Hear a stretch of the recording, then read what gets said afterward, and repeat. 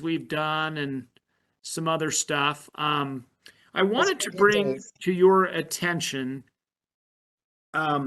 you probably are not aware of this, but the court received a request for electronic media coverage of this objection hearing. That request was filed. I don't have the request in front of me, but I can pull it up. Give me a minute to pull it up just so that I refer to it correctly. Bear with me for just one moment. The request was filed by Mr. Eric Johnson and Ms. Lindsay Brexa, and I see Ms. Brexa is present, representing media agency Utah Family Law TV, referred to as UFL TV. That request came in asking that electronic media coverage of this hearing be permitted. I did not see anything that justified denying the request, at least initially.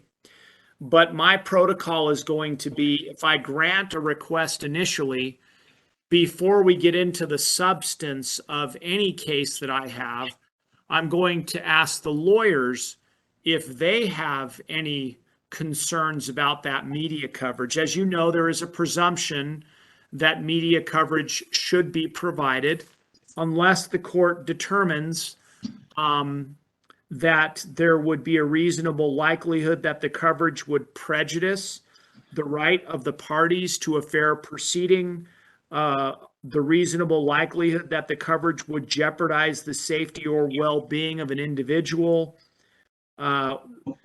reasonable likelihood the coverage would jeopardize the interests or well-being of a minor, a reasonable likelihood that the coverage would constitute an unwarranted invasion of personal privacy of any person, whether the coverage would create an adverse effect greater than those caused by media coverage without recording or transmitting images or sounds.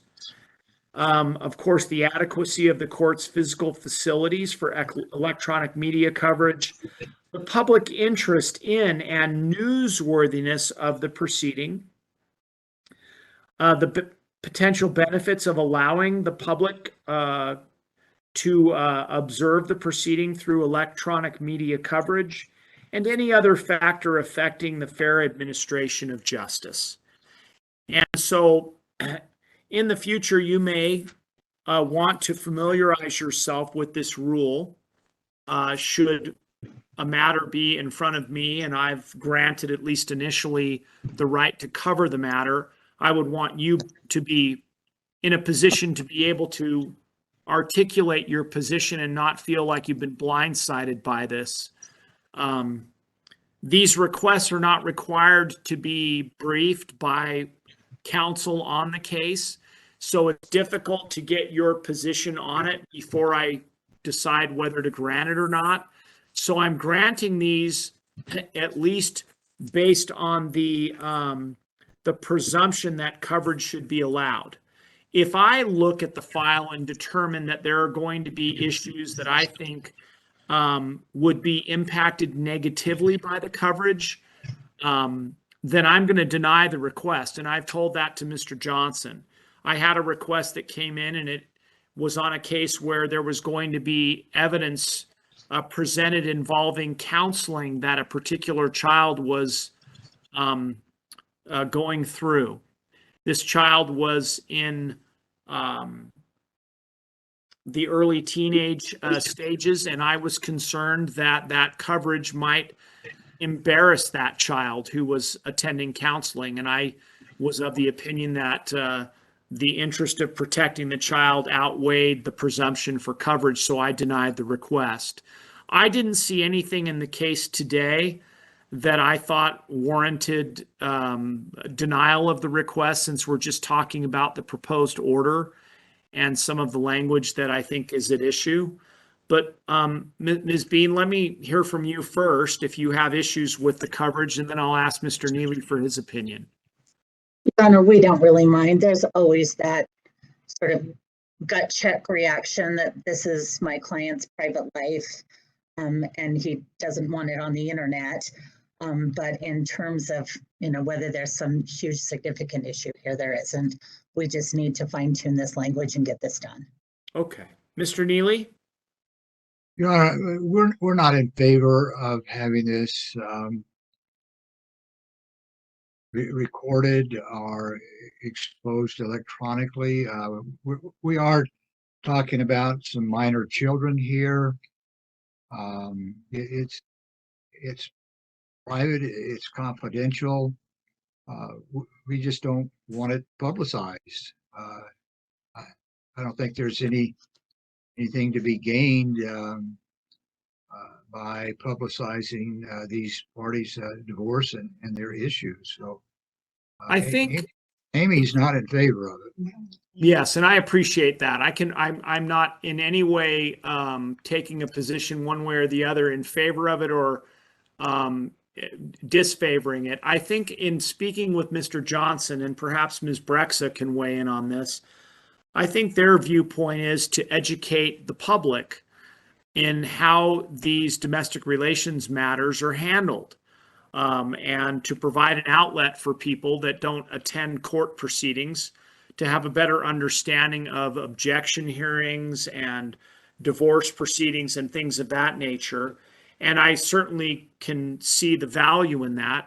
However, that value is not outweighed by the intrusion into people's lives. And for today's purposes, the reason I initially granted the request is because I thought we were just going to be dealing with some language in the proposed order that the argument was did not reflect accurately what I said. And I didn't think we were going to be getting into any of the real substantive issues that were involved in the parties' divorce.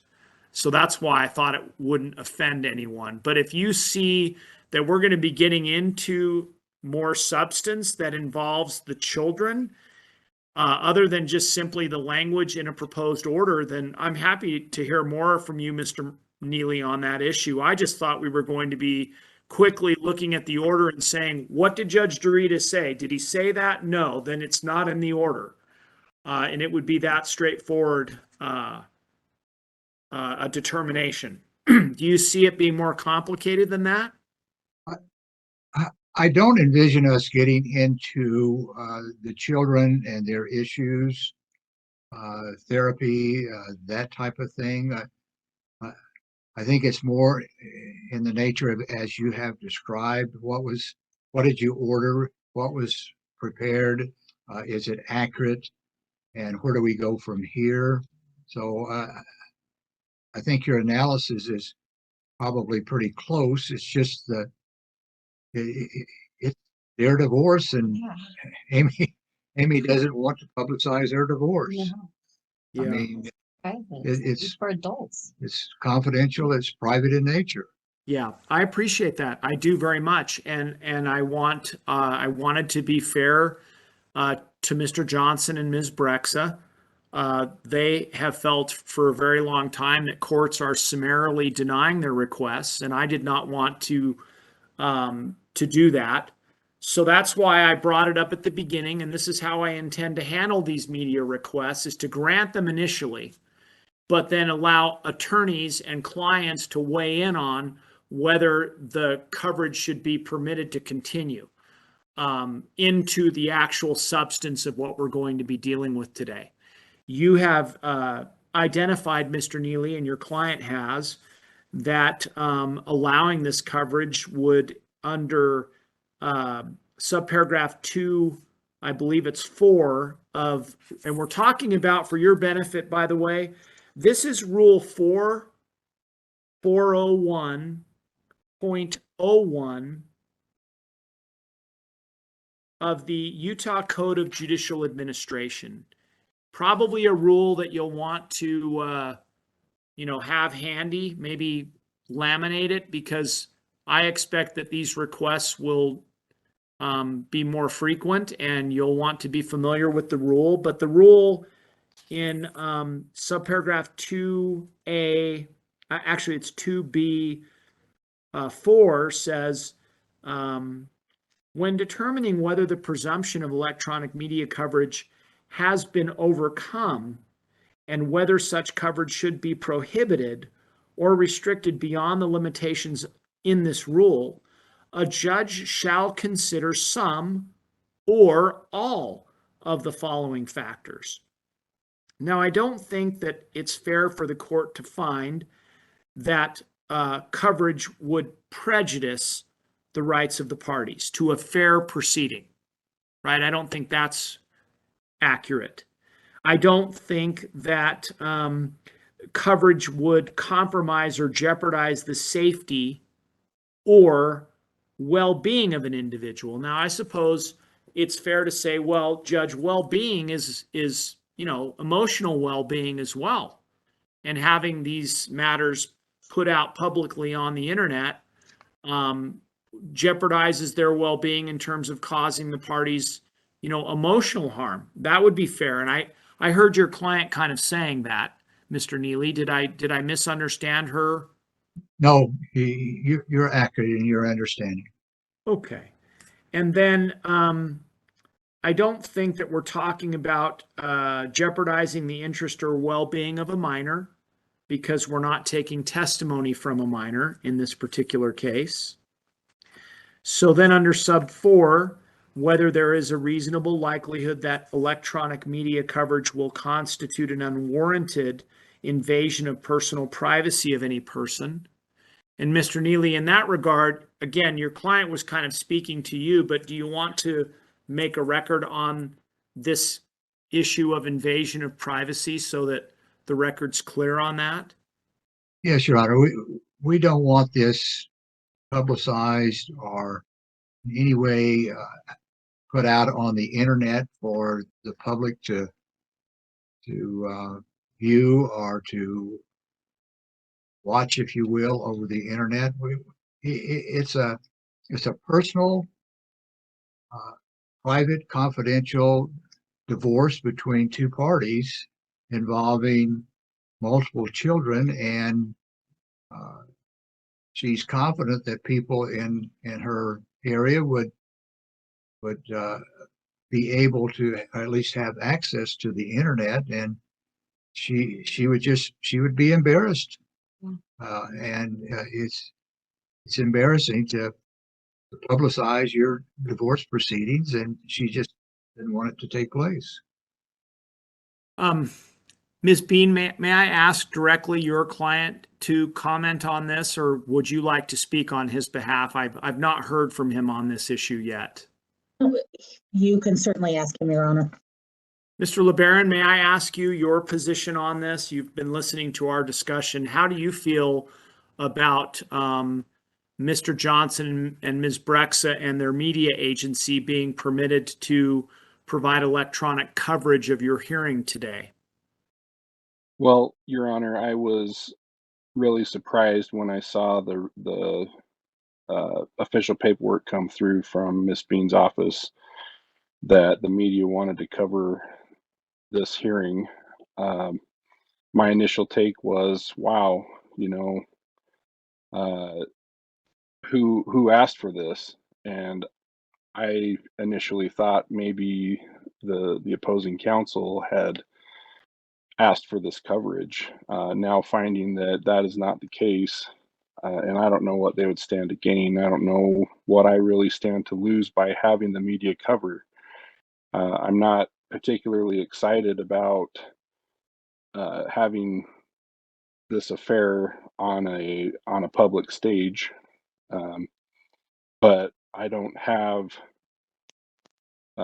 severe feelings that it shouldn't be covered. Okay.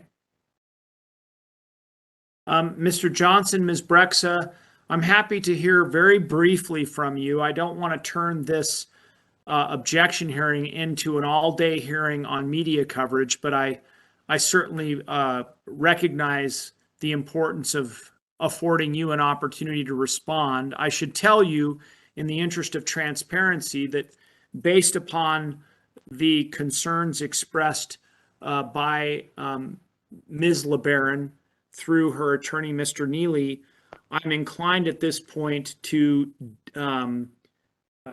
disallow further coverage of this matter. I don't have a problem with what's been covered. Let's see, I'm sorry, I need to go to the chat feature here because I saw that Mr. Johnson chatted and said, thank you, Your Honor. It appears that I will need my microphone and my camera activated so that I can respond. And I'm not one who has the ability to do that. It doesn't show that there's one connected for Mr. Johnson. I moved you as a panelist, but that's as far as it goes. So if you can activate that on your end, your camera and your microphone. On whose end? On his end? Yeah. And if that doesn't work, you may need to log out and log back in.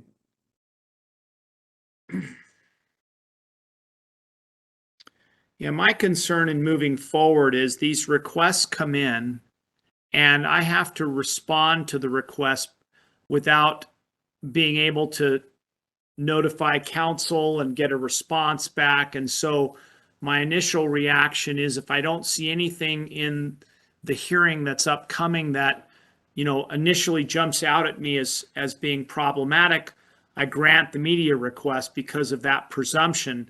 But I grant it, and I've told Mr. Johnson this, I grant it with the understanding that I'm going to give the lawyers and or the litigants an opportunity before we get into the hearing to weigh in on the request. And if I'm satisfied after the parties and or lawyers have weighed in that the media coverage should not be permitted, then I'm going to deny it. And that's how I'm going to give Mr. Johnson fair notice and at least respect the presumption, but also respect the parties. So, yes. Mr. Johnson, you've heard yes. from the lawyers on this. Let me give you a brief opportunity to respond. Yes, I too am a lawyer, as I'm sure that both Ms. Bean and Mr. Neely are aware. So I'm well acquainted with the rule, and so I'm aware of the concerns. I would note that the Rules Committee was aware of the fact that domestic relations cases are subject to having their proceedings public court proceedings. And so if they had wanted to exclude that from the rule, they could have. And in fact, at one point, the rule was amended to exclude domestic relations proceedings court hearings, and then that exclusion was removed. So for their benefit as well as the courts, and the court may be aware of that already, and I know you want me to be brief, so I'll just say this has been a question that has arisen and has already been addressed by the Rules Committee when they put together 4401.01. The second thing I'd point out is that it really is not up to the subjects of the public hearings to determine what is and is not public. And the third thing I'd point out is that there's a presumption of coverage unless it's going to prejudice somebody or harm somebody's well-being or invade their privacy. Well, it's impossible to invade one's privacy in a public proceeding because they're public. So even though I am asking on behalf of UFL TV to cover these proceedings, that doesn't mean that other members of the media could not come to the hearing and write down and make notes of what happened and make a report, whether that be written or sound and visual. The fourth thing I'd point out is that it is not an either or yes or no proposition when it comes to coverage, because coverage can either be denied or can be restricted. And I've sent to every district court a letter from UFL TV explaining to the courts. I don't know how many people have read them. I am grateful to Your Honor because I know that you have. But I've pointed out that we are happy to blur faces and to beep censor sensitive information, and that the point of our coverage has always been and always will be to inform the public. This is not a commercial venture. We do not make money off of it. We do not even try to make money off of it. And so some people think that this is being used to somehow to exploit other people's dirty laundry to air it in public. We're not here to do that. These are open to the public. The rule was passed for the purpose of making court proceedings, which are funded by taxpayer dollars through the public, more accessible to the public. This is for the purpose of educating the public about how courts work and what goes on in those courts. And the reason we record them is so that other people who may be appearing in front of Your Honor someday might say, I wonder what his demeanor is like. I wonder how he handles his hearings, so they can be better prepared. And perhaps these parties might even say to themselves, we think that there's other ways to handle this other than litigating it. Now, that's just one of the many, many values to having the media cover these. So I find Mr. Neely's objections, if I may, to be unpersuasive, because this is not a private proceeding. The case is private only to the extent that the court's file is private. And many attorneys and even courts make the error of thinking that because the case is private, meaning the file is private and not accessible to the public, that anything connected to the case is private as well. That's not true. And so if somebody says, well, I have a privacy interest in the public not knowing about my public court hearings, well, then that just becomes a snake eating its own tail. So we can restrict anything because we can't deny coverage if restriction will satisfy any legitimate concerns. But I would note, with due respect, I don't think there's a legitimate concern to say, well, I'm afraid that somebody may hear about my case and watch these proceedings and thereby embarrass me. I mean, if that's all it takes, then that's all anybody would ever have to say. And I don't think that rises to a preponderance of evidence. You'd have to have more than just, I fear that something bad could happen, in order to invoke the damage to privacy or any other to be factor. Okay. Are there any questions that Your Honor has for me? No, Mr. Neely and Ms. Thank Bede you. may have questions for you. I don't. I'm happy to field those. Mr. Neely, you've heard Mr. Johnson's explanation of the purpose for his coverage and the willingness that he has expressed to blur out faces, names, things of that nature in order to further protect your client and Ms. Beans. Do you want to respond to what Mr. Johnson has said? Your Honor, in response, you may recall this trial was by WebEx. It was not open to the public. You had to have a link in which to join on and hear this trial, and it was not a public hearing. So his argument that this is a public hearing is not persuasive to me because it was private. Well, Mr. Neely, let me stop you there. I don't believe that there was a requirement, or rather a request, to make the proceeding private. In the WebEx world, it is true that links have to be provided, but that's not because we're trying to exclude the public. It's just the nature of the technology. I can't speak to what link was provided back at the time we tried this case. I don't know if there was a link put out there for the public to attend and view. I assume there was, because for me to close the proceedings, there would have to have been a request to do so, and there wasn't.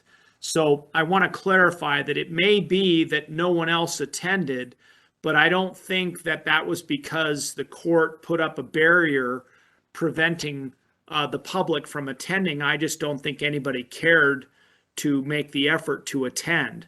So I want to draw a distinction between actually sealing a proceeding and a proceeding simply requiring a link because that's the technology. I agree. The hearing was not sealed by the court. I'm saying, as a practical matter, it was not open to the public because they would have to acquire a link. And I'm not. We tried the case. I'm not aware of anyone that had requested a link so they could listen to this case. Okay, well, be that as it may, we're here today. Mr. And- Johnson and his media agency have requested permission to cover this objection hearing. You've heard what he has said with respect to restrictions that he would be amenable to putting in place, as opposed to an out-and-out ban of coverage. And I was interested to know what your thoughts were. Are there restrictions that I can put in place that would afford your client some measure of comfort, and that of Mr. LeBaron? No, Your Honor. The fact that that her face may not be publicized, or words to that effect is not persuasive to us. It's just, it's her divorce case. It's private, it's confidential. Parts of it are embarrassing. Parts of it involve the children. And we simply are not in favor of it. We think the harm outweighs any good to the public in this particular case. Thank you. I appreciate that. Ms. Bean, may I hear from you to the extent you have anything else to offer, please? I'm sorry, you're muted.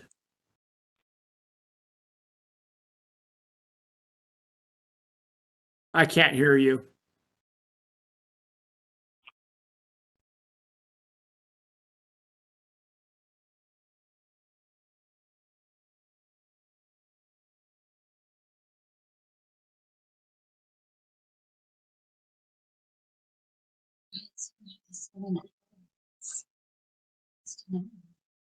For 40 minutes. Mr. Neely, you'll want to mute your microphone if your client is sharing thoughts and feelings with you. And I can't hear Ms. Bean either, Your Honor. No, not yet. You know, one of the concerns, of course, Mr. Johnson, that I have about handling things in this procedural way is that this is going to cause delay to hearings. And by virtue of that delay, it's going to cost clients more money, because if they're paying their attorneys by the hour and we take up 38 minutes fighting about media coverage, you know, that's time and expense that clients are not planning on. So I'm not saying that that's going to change my view of things, but it does cause me concern.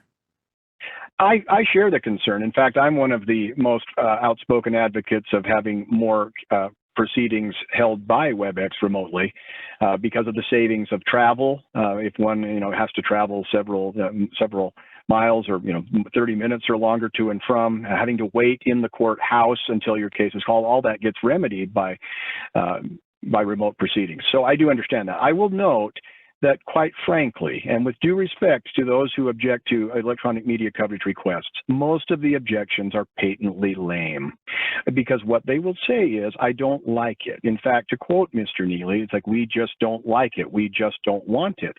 And then what they do is they go backward from that and reason backward, saying, I don't want it, therefore I have to find a reason that fits within the rule as to why the court should not do it. And then they say things that are either not meritorious or patently untrue. I will note, and I'm sure the court's already aware of this, but for the sake of this conversation while you're waiting on Ms. Bean, these proceedings are not private. These proceedings are not confidential. These proceedings are, as the court has accurately stated, open to the public. And just as the court also noted, if nobody shows up to a public proceeding, that did not make it private. That was just because nobody else bothered to attend the proceedings.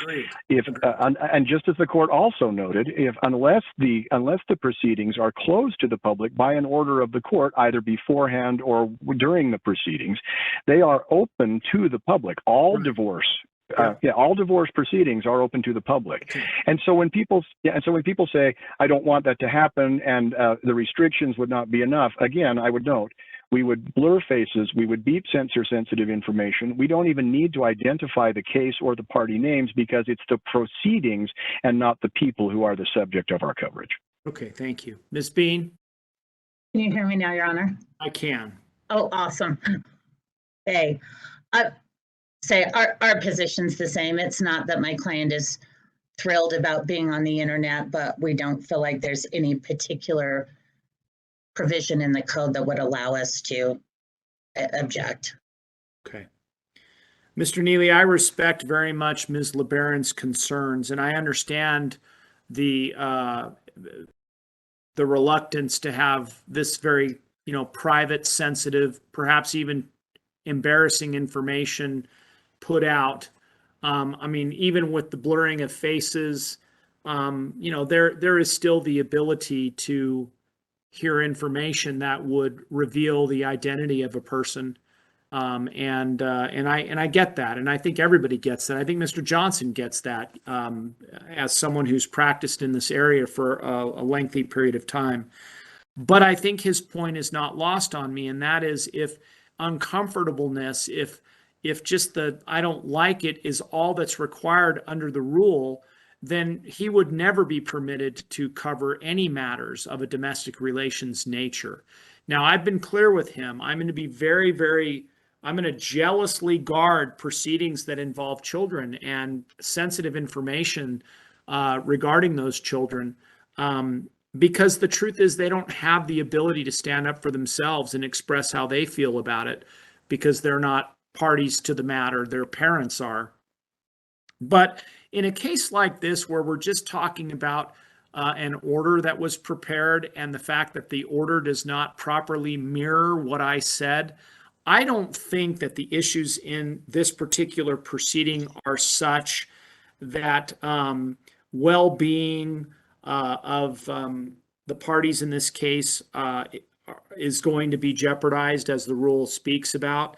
I don't think that there's going to be prejudice experienced by anyone in this particular case because, again, this is primarily argument from counsel.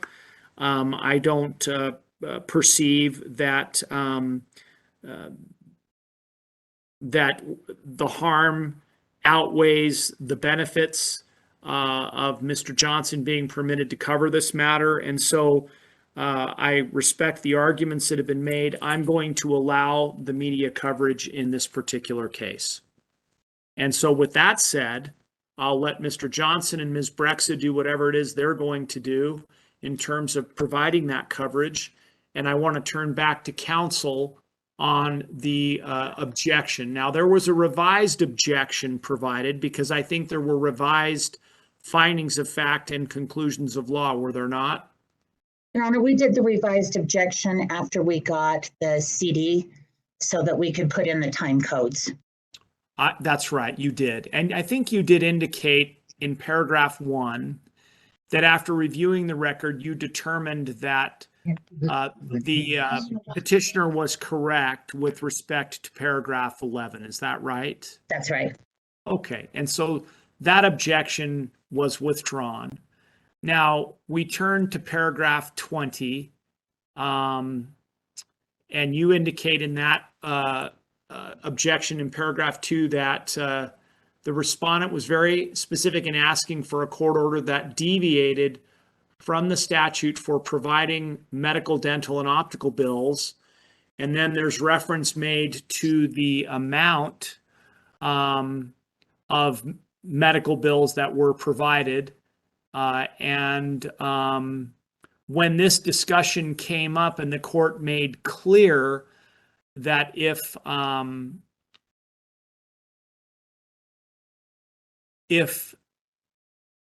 let me look here.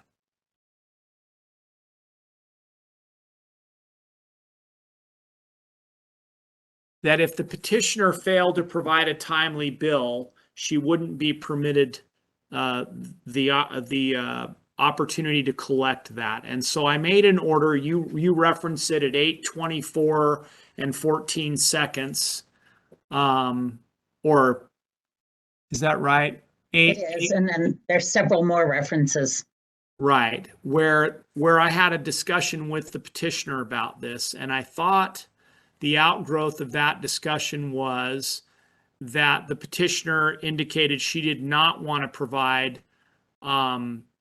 bills to respondent, and I indicated to her that if she was unwilling to do that, then she would not be permitted to collect on those bills at a later time. Right.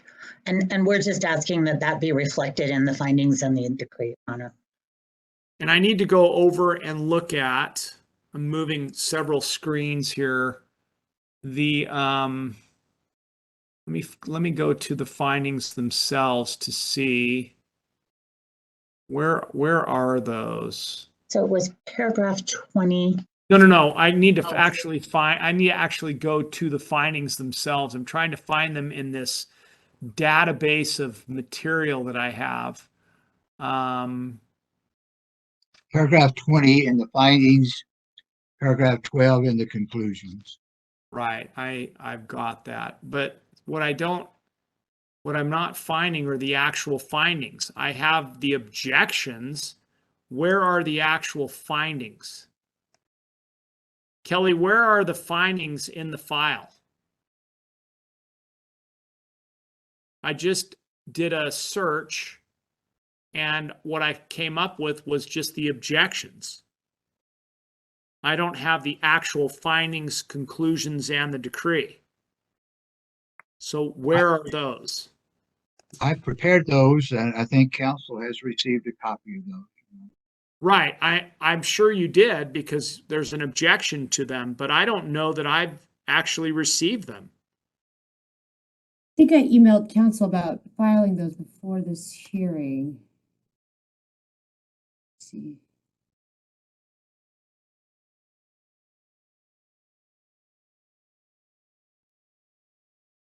And Your I mean, I Honor, can't- you can't- may I not can't go- because they are proposed. Well, but So- my problem, Mr. Neely, is I can't go to the actual paragraph 20 because I don't even have the proposed findings.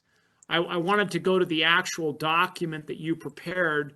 I mean, I guess if I take what if I look at the objection and I say, okay, what Ms. Bean says that you put in there is accurate, but if you say, Judge, that's not what I said, how am I going to determine what's actually in the proposed order? Because I don't have it in front of me. You're objecting to a paragraph in a document, and I don't have the document. That's all I'm saying. Understand? So can you read to me, since you have those there, what does paragraph 20 say? A parent incurring medical expenses may be denied the right to receive credit for the expenses or to recover the other parent's share of the expenses if that parent fails to comply with Utah Code annotated section 78B-12-212. Or he shall use healthcare providers in network with respondent's health plan. Okay.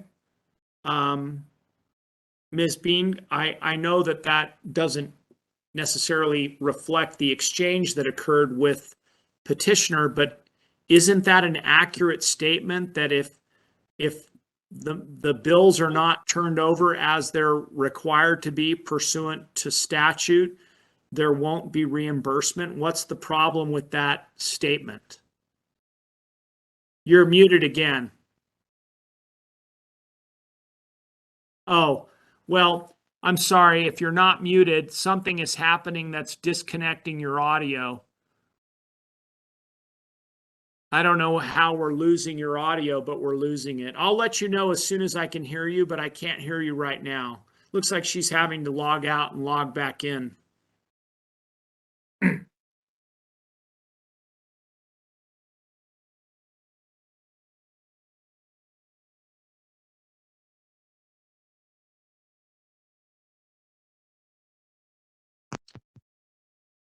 Nope, not yet. Go ahead.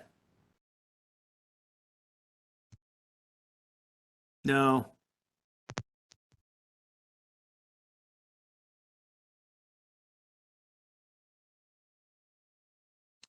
We're not hearing anything you're saying.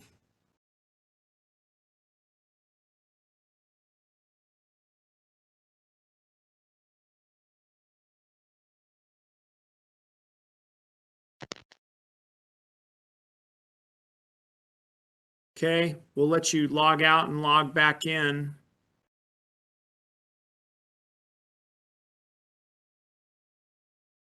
I guess this media coverage is going to reflect how inefficient sometimes our technology is.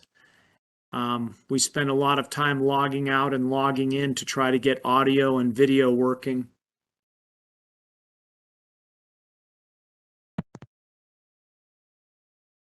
No.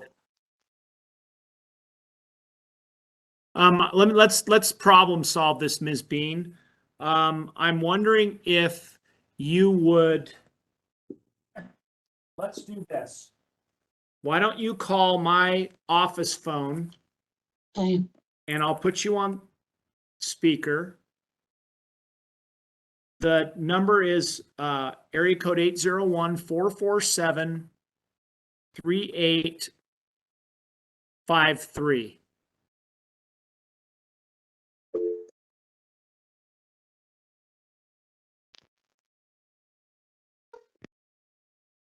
Are you there? Yes. Now, the only thing is, we may get an echo. And I'm trying.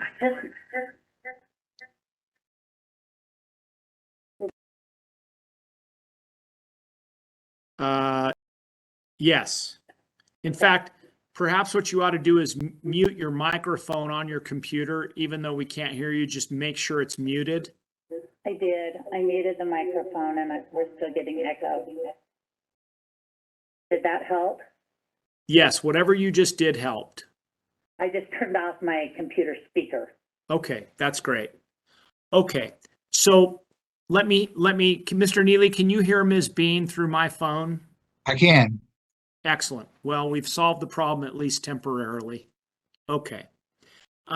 Ms. Bean, let me hear from you in response. Mr. Neely read into the record the proposed language from paragraph 20, and I wanted to ask you, what is the problem with that language that he's proposing?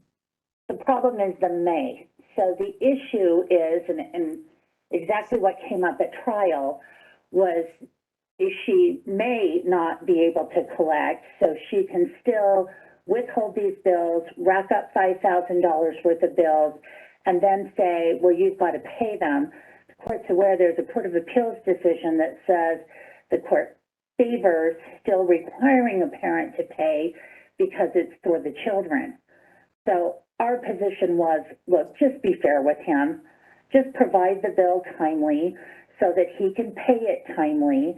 It's not fair to rack up $5,000 worth of bills and then say, you know, here's your $2,500 obligation.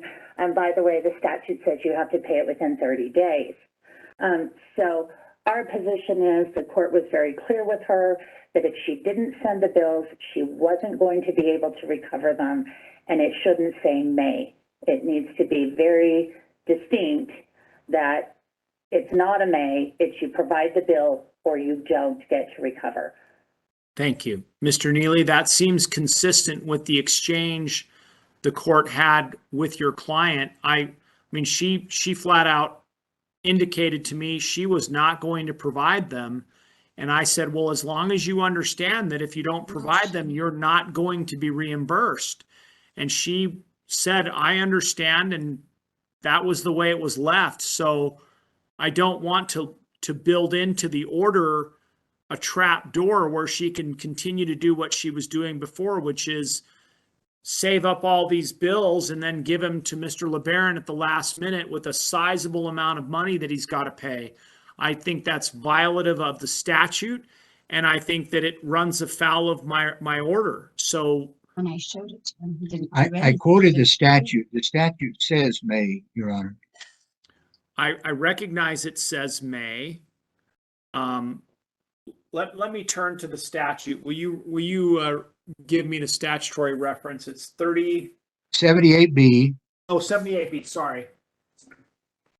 Did show him a timely manner in the beginning, and he didn't. 78B. 12-212.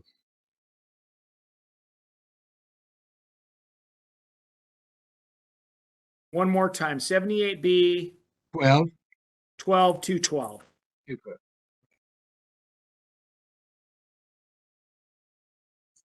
Not responding, so I guess he's not gonna pay the bills.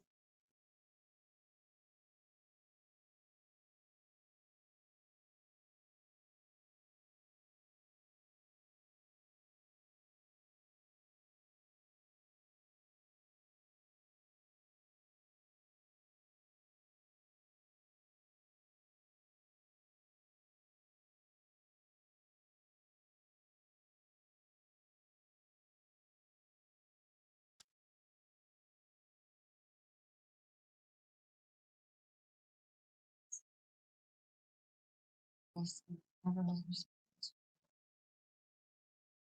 If it was responded, it was abuse.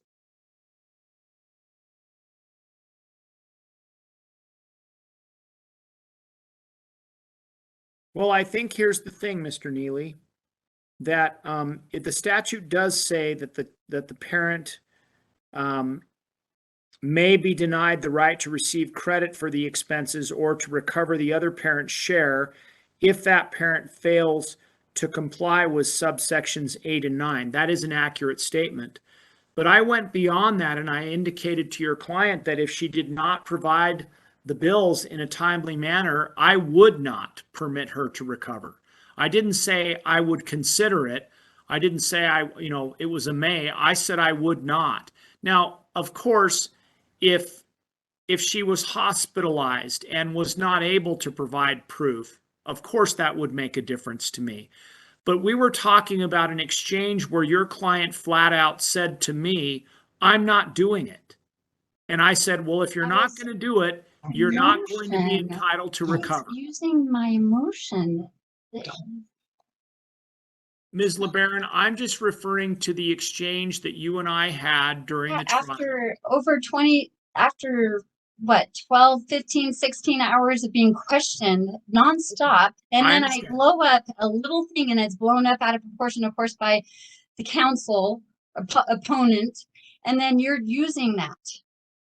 It's not I'm right. simply creating an order that reflected what I said to you at the time of trial. The issue today is the language that Mr. Neely has put in the order consistent with what I said?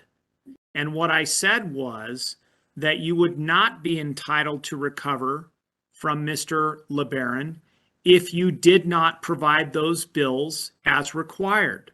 That's I all did I said. provide the bill in the very beginning, and he responded abusively and without any Let's not support. go down that rabbit hole. We're simply talking about providing the bill. If you provide the I bill, did.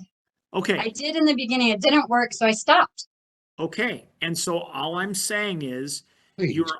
you're obligated under the law to provide them. If you don't, I'm not going to permit you to recover. That's fine. I agree. I'm okay with that. Okay. Well, that's all I want the order to say. Instead Honor, of We don't need saying, to dwell on, well, she said she's not going to provide it. Well, she flat out said this. We don't need to dwell on that. Let's dwell on the specifics. I would point out, she doesn't receive these bills immediately. They have to be processed by his insurance. And it takes quite a while for her to get a final bill. From the incident to the bill. That's right. Or well, the so how do sickness you or whatever. propose we address the language in subparagraph 9 that says within 30 days of payment? Well, the insurance company is going to pay some, but perhaps not all. And I can't guarantee you that Amy's going to receive her final bill within 30 days of when the insurance pays. The payment, it's his insurance. I can't guarantee you we receive a copy of what is prepared and sent by the insurance company to Mr. Bentley LeBaron. Well, aren't we talking about after the insurance pays, there's going to be a bill sent to Ms. LeBaron for Sometimes her? there's a bill already sent to me. I can't guarantee you that she is going to be sent a copy of the bill. Sometimes I have to call the billers and say, you need to run it through insurance. And even though they've already billed me, but they haven't ran it through insurance yet. Ms. Bean? The statute actually contemplates that she gets the bill, the insurance has paid its portion, she then pays the bill, then she sends the bill and proof of payment to my client. Right. And at that point in time, he then has to Right. pay one half back. I understand. So that's the deadline. It's not from when the insurance pays its portion. It's from when she pays the bill and provides him proof of payment. So I understand. I'm not talking about the statute there. I understand. So what we're talking about, Mr. Neely, is from the time your client pays whatever portion of the bill she's obligated to pay, that's when the clock begins to run. And within 30 days of that payment, she is obligated to provide proof to Mr. LeBaron of payment so that he knows that he's on the hook for half of that bill. Not going to be worth coming back to report or a So bill. the question then becomes, the 30 days starts to run when she makes her payment.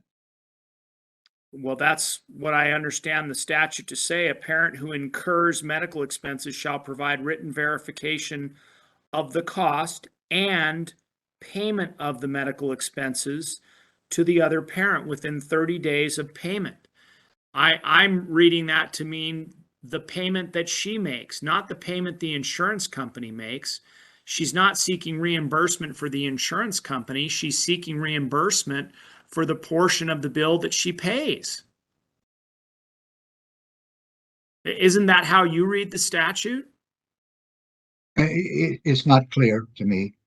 Well, but don't you think that's the most sensible way to read the statute? I mean, she's again seeking reimbursement for the portion she pays, so it doesn't make sense to start the clock when the insurance company pays. It makes sense to say the 30 days starts once you make your payment. You provide proof that you made the payment, the amount, and then Mr. LeBaron is obligated to pay 1/2 of that. I will clarify it so that it reads 30 days after she makes her payment. Okay. All right. Ms. Bean, are you in agreement with that modification? Sure. Okay. So we have resolved the objection to paragraph 20. Paragraphs 42 and 43 of the findings and corresponding paragraphs in the conclusions do not have the correct number for the 2021 medical debt. And then Ms. Bean provides a correct number, Mr. Neely. And I guess my question to you is that a correction you're willing to make, or do you dispute that amount? You know, I filed with the court, and you should have a copy in the record of a transcript of your language dealing with medical and dental. Your Honor, I can maybe cut to the chase here and save us some time. Okay. My client had that objection.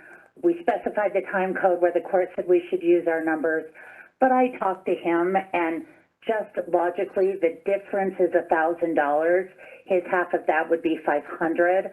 And when I chatted with him about it, we both decided that he could spend a whole lot more arguing over it than the $500. Plus the $500 is potentially beneficial to his children. So my second paragraph on that objection is, look, we've offered to make that payment, hoping to get this resolved. We'll use that number. We don't think it's accurate, but we'll use his number. Okay. So then we'll allow for paragraphs 42 and 43 then to remain as Mr. Neely has drafted those. Right. We turn then to paragraph 46 of the findings. So, Your Honor, this one should also be very easy. Okay. Because it's correct in the conclusions of law. In the findings, it's still very garbled. So we're just thinking cut and paste from the conclusions of law, and that one will be resolved.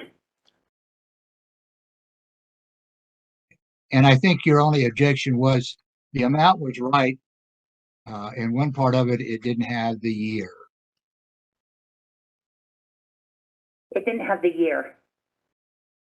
Yeah, it That's says, right. but the 2020 year was omitted from paragraphs 41 and 42 of the Right. decree.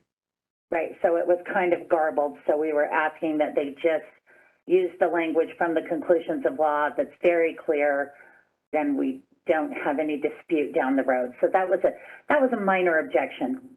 Okay. The next one is also very minor.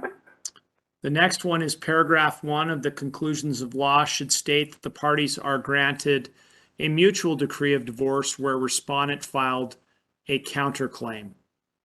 So, and Your Honor, we obviously would not have even bothered with that kind of an objection if that was the only thing on the table. My client's number one concern was resolving that issue on the medical bills, that the bills had to be sent to him within 30 days of that payment or they were deemed waived. the rest of these were, as you can tell, kind of technical. He would like it to say it's a mutual decree of divorce, but that's, again, not something he's going to spend a lot of money arguing over. Mr. Neely, is that a problem? I don't know that it's a problem. I don't think you ordered it. I'm saying. Well, I don't know that I was asked to order it, but now that it's been brought to my attention, and given that there was a counter petition or counterclaim, it does appear appropriate that the parties should be granted a mutual decree of divorce. It's not a big deal. I'll ask you to make that adjustment to paragraph 1 of the conclusions of law.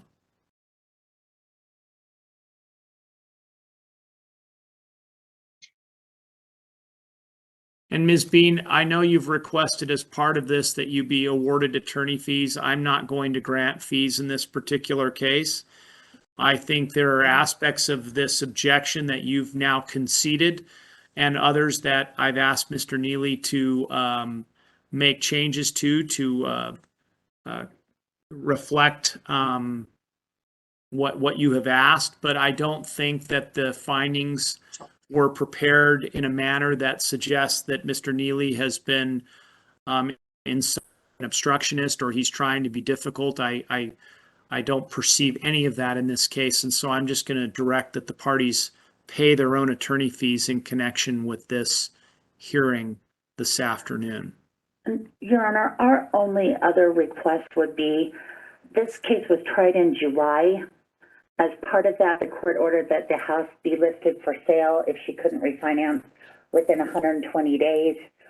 She put the house on the market. Now she's taken it off the market. We can't seek enforcement of that order without a decree.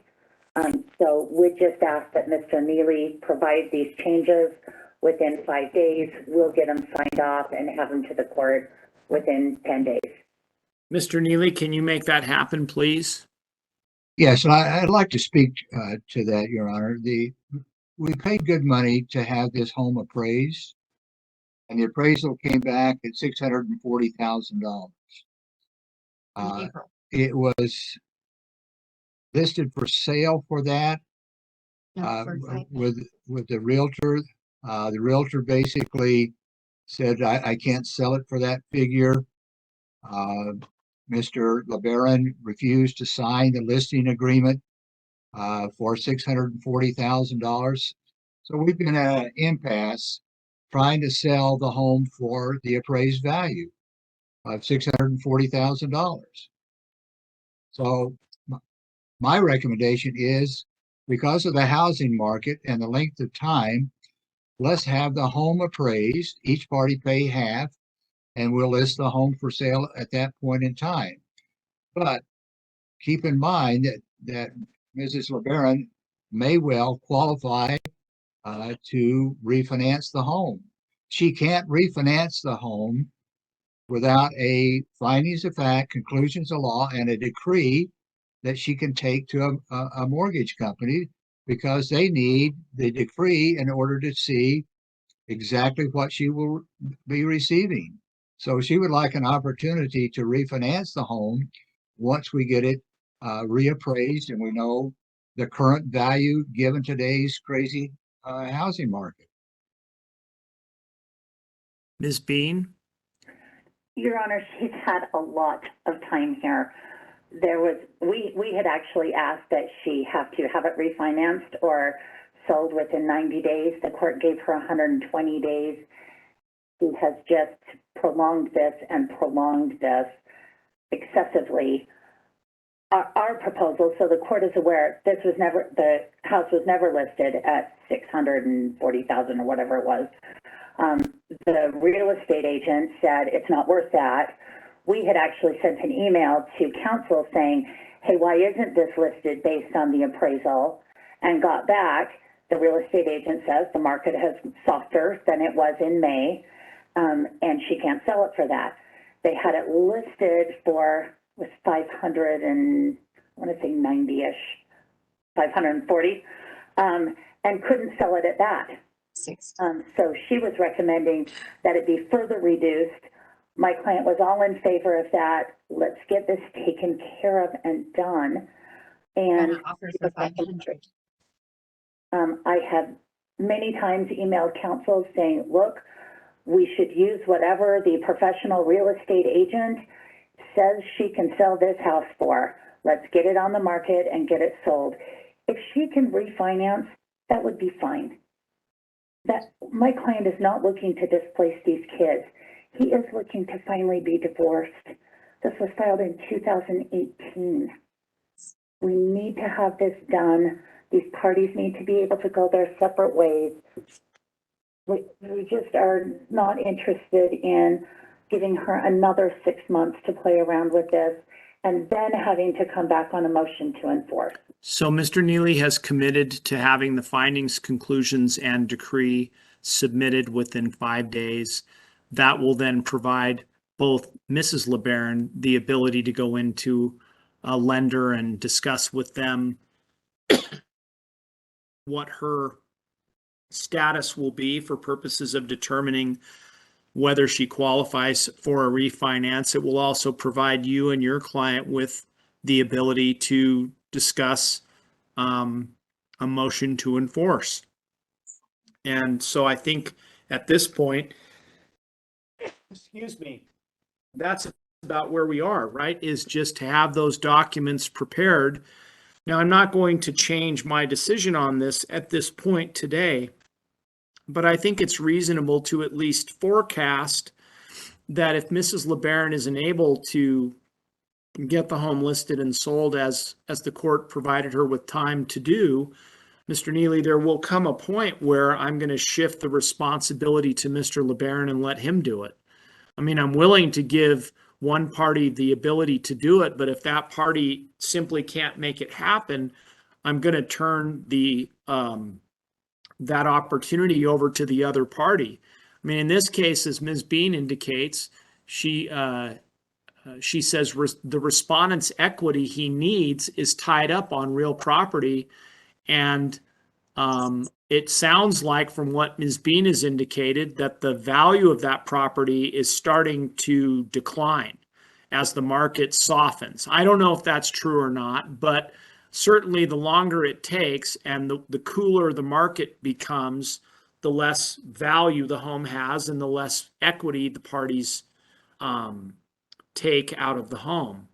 Now, I don't mean to suggest that this would occur, but to me, it seems like there would be some benefit if Mrs. LeBaron intends to refinance. There would be some benefit to her delaying and allowing the market to cool off and the property value to go down, because that would mean that she would have to pay Mr. LeBaron less money, less equity. And so it would make it easier for her to refinance if the value of the home is lower as opposed to higher. And I'm concerned about that. I don't want to allow her to let the property just sort of stall out in order for the value to go down, because at the end of the day, the value doesn't matter to her if she's going to stay there. The market will eventually recover and values will go up. But his ability to get his equity, that's going to be impacted if the delay continues and the housing market goes down and his equity goes down. So I'm willing to work with her and give her time, but at some point I'm going to turn to Mr. LeBaron and say, ball's in your court, you make it happen. We need to clarify. The question for me, Your Honor, is what value should Mrs. LeBaron ask that this home be sold for? The only appraisal we have is $640,000. I don't put a great deal of stock in what a realtor is going to say.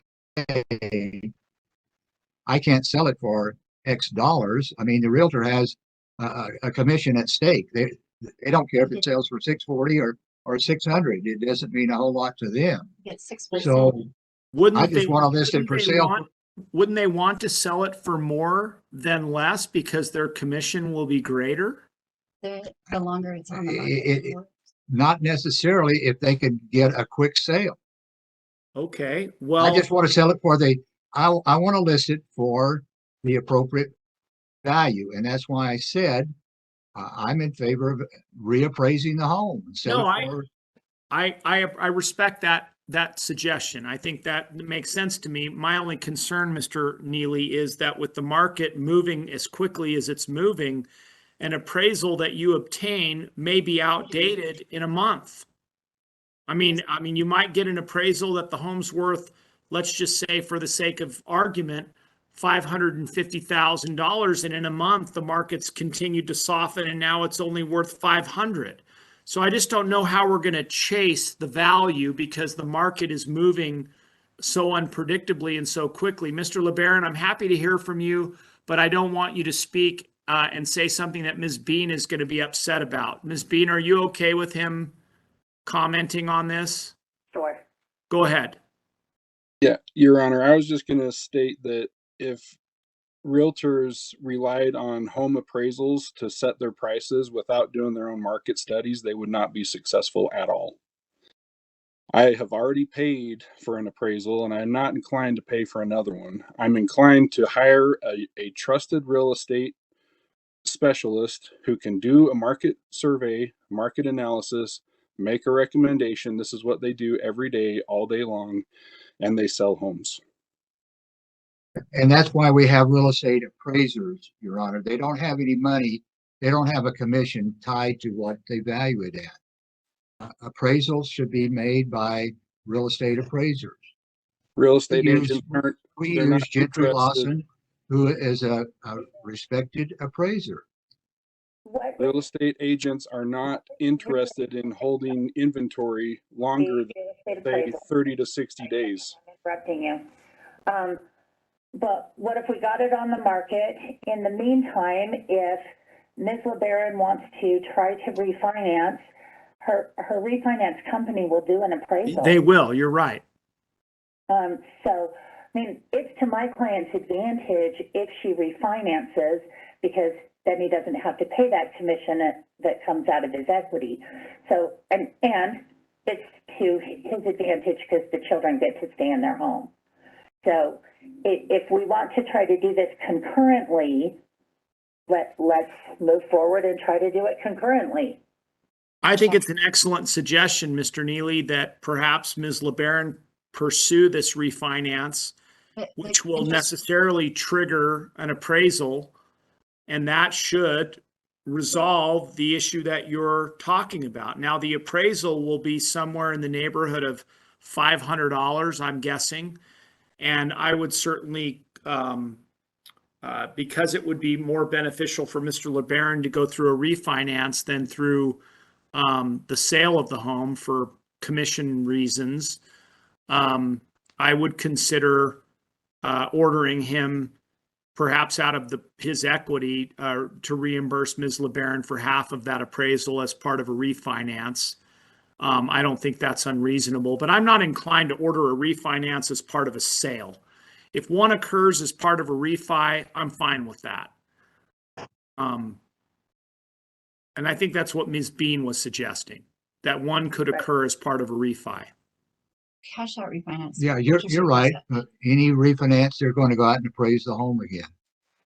Right. Because they're not going to loan more than what their appraisal comes back, no matter Right. how many appraisals we have. Right. So let's just get the findings, conclusions in order, prepared and submitted. And then Ms. Bean, you can talk about whether you're going to pursue a motion to enforce or whether you're going to work with Mr. Neely on this refinance and this appraisal and then getting the home refied and getting your client his equity. Awesome. The equity, is it We going get to that be done. equally, like half and half after all fees are done? Because that last time he said Yes. something different. All right. I think that's everything then. I think we've dealt with the objection. Anything else, Mr. Neely, that I've not addressed that needs to be addressed? No, I'll get it prepared and submitted within the 5 days. Thank you. Ms. Bean, anything from you? No, thank you for dealing with my technical difficulties. I don't know what's wrong.